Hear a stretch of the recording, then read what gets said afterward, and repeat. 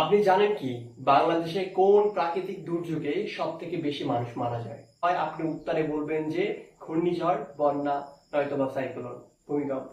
কিন্তু দুঃখের বিষয় আপনার একটি প্রশ্ন হয়নি। বাংলাদেশে সব থেকে বেশি প্রাকৃতিক দুর্যোগে যে সমস্যাটিতে মানুষ বেশি মারা যায় সেটি হচ্ছে বজ্রঝড়। এই মাসেই বজ্রঝড়ের কবলে প্রায় 933 জন মানুষ মৃত্যুবরণ করেছে। বজ্রপাতের সময় কখনোই আপনি চামড়ার জুতো পরে বাইরে যাবেন না। বজ্রঝড়ের সময় বাঁচার এই নিয়মগুলো যদি আপনি নিজে মানতে পারেন এবং অন্যকে যদি শেখাতে পারেন, তাহলে অচিরেই আমাদের দেশ বজ্রঝড়ের কবলে পড়ে কোনো প্রাণ ঝরবে না।